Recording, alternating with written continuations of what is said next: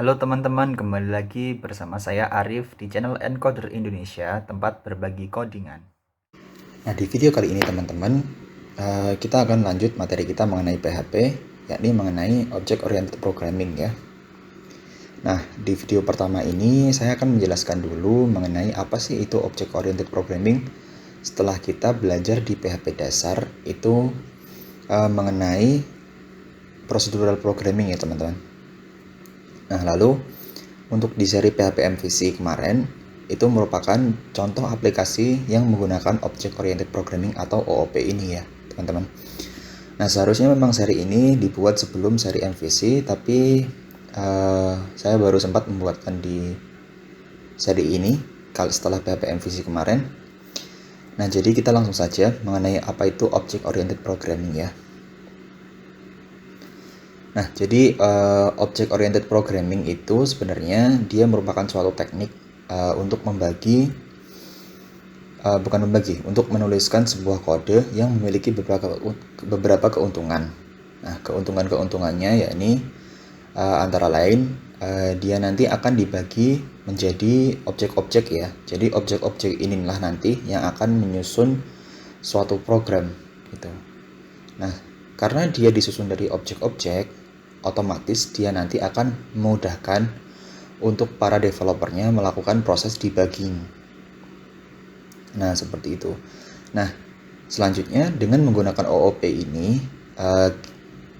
nanti kita dapat menggunakan kode-kode yang ada di objek-objek tadi, itu kita bisa gunakan secara berulang-ulang. Jadi kita tidak perlu menuliskan kode baru apabila kita ingin membuat program yang sekiranya hampir mirip dengan program yang sudah kita buat gitu.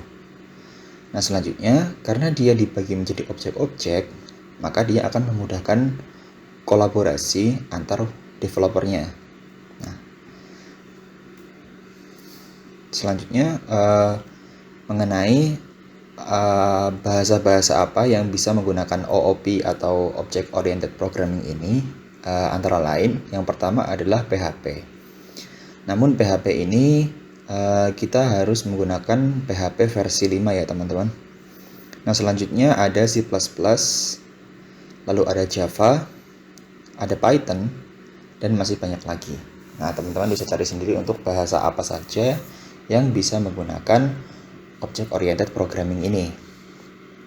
Nah, selanjutnya teman-teman, Object Oriented Programming ini sebenarnya sangat mendukung ya, terutama bagi kita nanti kalau pengen membuat suatu program yang membutuhkan lebih dari satu orang gitu teman-teman.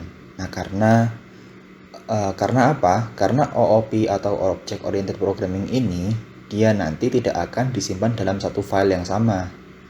Nah, dia akan dipecah-pecah menjadi objek-objek sehingga teman-teman misalkan ingin membuat suatu web gitu ya. Nah, nanti ada yang bagian mengurusi backend-nya atau mengurus database lah, simpelnya seperti itu. Dan ada bagian yang mengurus tampilan ke usernya. Nah, dengan menggunakan OOP ini, teman-teman akan lebih mudah ketika misalkan kita akan membenarkan mengenai backend-nya ya. Misalkan kita ingin mengotak-atik database, maka teman-teman tidak perlu menggunakan file yang berisi si tampilan untuk usernya. Cukup menggunakan file yang berisikan mengenai database-nya saja. Nah, begitu pula sebaliknya, jika teman-teman ingin mengubah tampilan ke usernya, teman-teman tidak perlu untuk mengotak-atik apa yang sudah ada di file database-nya. Nah, seperti itu teman-teman, kelebihan dari menggunakan Object Oriented Programming. Nah, sekian mengenai pengenalan pertama atau pendahuluan dari OOP ini.